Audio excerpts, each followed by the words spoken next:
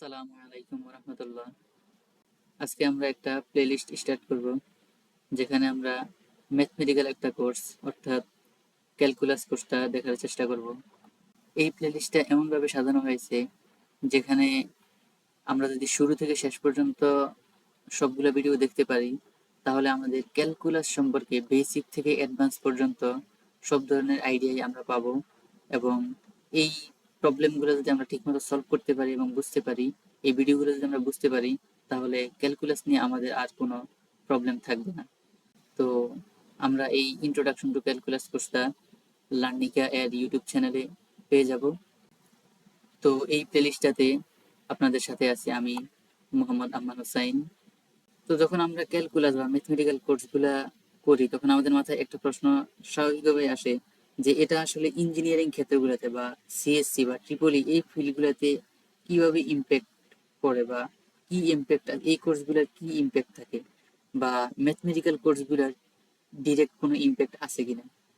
তো ক্যালকুলাসের একটা অন্যতম মেইন যে ইউজেসটা আছে সেটা হচ্ছে আমরা যখন অ্যালগোরিদম গুলার ইমপ্যাক্ট অ্যানালাইসিস করি, বা হচ্ছে space complexity, time complexity analysis করি, ওই ক্ষেত্রে ক্যালকুলাসগুলো আমাদের ডিরেক্ট ইমপ্যাক্ট থাকে। লিমিট এবং ডেরিভেটিভ ব্যবহার করে বোঝা যায় যে একটা অ্যালগোরিদম কতটুকু স্পিডে হচ্ছে, অথবা একটা নির্দিষ্ট ইনপুটের জন্য সেটা কতটুকু ইউজফুল। এআই এবং মেশিন লার্নিং, সেখানে আমরা দেখি যে কোনো মডেল যখন আমরা রান করি বা মডেলের যেই ইরোর বা লস ফাংশনগুলো আমরা ক্যালকুলেট করি, সেখানেও ক্যালকুলাসের একটা গুরুত্বপূর্ণ ইউজেস আছে। এবং ডেরিভেটিভের সাহায্যে আমরা তখন জানতে পারি যে কি পরিমাণ এক্সচেঞ্জ করলে বা কি পরিমাণ আমরা পরিবর্তন করলে একটা ত্রুটি বা হচ্ছে লস ফাংশন গুলো কমবে, বা গ্রেডিয়েন্ট ডিসেন্টের মতো যে বিষয়গুলো আছে, এগুলো আমরা ক্যালকুলাসের মাধ্যমে করে থাকি। আবার আমরা যদি কম্পিউটার গ্রাফিক্স বা অ্যানিমেশন, গেম ডেভেলপমেন্ট, এই জিনিসগুলোর কথা চিন্তা করি, এখানেও আমরা ক্যালকুলাসের অনেক ব্যবহার, ডিরেক্ট ইউজেস দেখতে পাই। এরপরে আমরা যদি দেখি অ্যালগোরিদমের যেই অ্যানালাইসিস গুলো আছে, কোনো একটা সিস্টেমের অপটিমাইজেশন এবং মেশিন লার্নিং এর যে টুলস গুলো আছে, এগুলোর কোর অ্যানালাইটিক্যাল টুল হচ্ছে ক্যালকুলাস। এই প্লেলিস্টে আমরা মূলত ক্যালকুলাসের একেবারেই শুরু থেকে শেষ পর্যন্ত আমরা ম্যাথমেটিক্যাল যে প্রবলেমগুলো আছে এগুলো সলভ করার চেষ্টা করব। তো আমরা ক্যালকুলাস বলতে সাধারণত বুঝি যে এখানে হয়তো বা ডেরিভেশন অথবা ইন্টিগ্রেশনই থাকবে। তো আমরা এই প্লেলিস্টটাকে আরো ইজি করার জন্য, বা ডেরিভেশন বা ইন্টিগ্রেশন গুলা যাতে আমরা ইজিলি বুঝতে পারি, এই জন্য আমরা এখানে শুরু করব ফাংশন থেকে। তো যেই টপিকগুলো আমরা এই ফুল প্লেলিস্টে আমরা কাভারেজ দিব বা হচ্ছে আমরা শেষ করব, ওইগুলা যদি আমরা লিস্ট দেখার চেষ্টা করি, যে প্রথমে আমরা ফাংশন দিয়ে শুরু করব। ফাংশনের মধ্যে যেমন ফাংশনের ডেফিনেশন এবং ফাংশনের যে ভেরিয়েবলস গুলো আছে, আমরা যদি বলি যে ইন্ডিপেন্ডেন্ট ভেরিয়েবল, ডিপেন্ডেন্ট ভেরিয়েবল, এই টপিকগুলো আমরা দেখার চেষ্টা করব।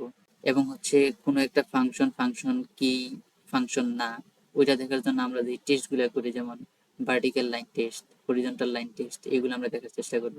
এরপর হচ্ছে ফাংশনের ডোমেইন এবং রেঞ্জ কিভাবে বের করতে হয়, ওইটা আমরা দেখার চেষ্টা করব।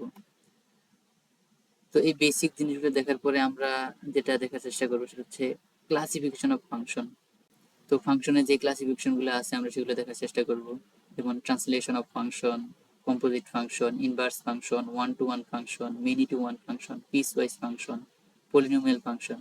এছাড়াও আমাদের লগারিদম ফাংশন আছে, অ্যাবসলিউট ফাংশন আছে। তো আমরা সবগুলাই দেখার চেষ্টা করবো, এবং কোন ফাংশনটা কোন ক্লাসিফিকেশনের মধ্যে পড়তেছে সেটাও আমরা দেখার চেষ্টা করব। তো ফাংশনের পর আমরা যেটা দেখার চেষ্টা করব সেটা হচ্ছে limit, definition of continuity, continuity and differentiability, এই টপিকগুলো আমরা দেখার চেষ্টা করব। এরপর হচ্ছে টেনজেন্ট লাইন, কিভাবে টেনজেন্ট লাইনগুলো ইউজ করা হয়, টেনজেন্ট লাইন। এরপর হচ্ছে ভেলোসিটি কিভাবে বের করতে হয় সেটা আমরা দেখার চেষ্টা করব। এরপরে আমরা মেনলি যেটা দেখার চেষ্টা করবো সেটা হচ্ছে ডিফারেন্সিয়েশন। আমরা ক্যালকুলাস বলতে যে জিনিসটা বুঝি, ডিফারেন্সিয়েশন এন্ড ইন্টিগ্রেশন।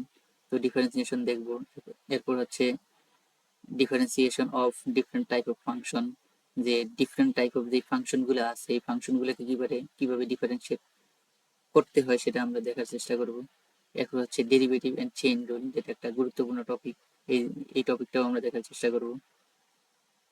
এবং এরপর আমরা এরিয়া রিলেটেড যে প্রবলেম গুলো আছে, যে হচ্ছে আমরা যেটা বলি ত্রিভুজ বা আয়তক্ষেত্র বা হচ্ছে বর্গক্ষেত্র, স্কোয়ার শেপ, এগুলার যে এরিয়া আছে এবং এরিয়া রিলেটেড যে প্রবলেমগুলো আছে এগুলো সলভ করার চেষ্টা করব।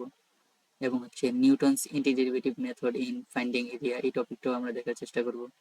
এরপর হচ্ছে ইনডিফিনিট ইন্টিগ্রাল, যেখান থেকে মেনলি ইন্টিগ্রেশনটা আসে, এবং ফান্ডামেন্টাল থিওরি অফ ক্যালকুলাসের যে ফান্ডামেন্টাল কিছু থিওরেম আছে এগুলো আমরা দেখার চেষ্টা করব। তারপর ডেফিনিট ইন্টিগ্রাল, এই টপিকটা দেখার চেষ্টা করব। এরপর আমরা যে টপিকটা দেখার চেষ্টা করব সেটা হচ্ছে এরিয়া বিটুইন টু কার্ভ, যে দুইটা কার্ভের মধ্যে কিভাবে এরিয়া বের করতে হয় সেটা আমরা দেখার চেষ্টা করব। এরপর আমরা যে টপিকগুলো দেখার চেষ্টা করব যেমন ইন্টিগ্রেশন, এরপর হচ্ছে ডিফারেন্স টাইপ অফ ইন্টিগ্রেশন। ডিফারেন্সিয়েশনের পরেই আমাদের যেই টপিকগুলো আসে সাধারণত, যে ইন্টিগ্রেশনগুলো আমরা করে থাকি। তো এখানে আমরা এই ভিডিওগুলোতে আমরা মেনলি ইন্টিগ্রেশনের বেসিক থেকে শুরু করে বিভিন্ন টাইপ অফ ইন্টিগ্রেশন কিভাবে সলভ করতে হয় সেটা আমরা দেখার চেষ্টা করব। ইন্টিগ্রাল ইভালুয়েশনে আমরা যেই প্রিন্সিপালগুলো ইউজ করি সেটা আমরা দেখার চেষ্টা করব। এক হচ্ছে ইন্টিগ্রেশন বাই পার্টস, কিভাবে পার্ট বাই পার্ট ইন্টিগ্রেশন করতে হয় সেটা আমরা দেখার চেষ্টা করব। ট্রাইগোনোমেট্রিয়াল যেই প্রবলেমগুলো আছে সেগুলো কিভাবে সাবস্টিটিউশন করে সলভ করতে হয় সেটা আমরা দেখব।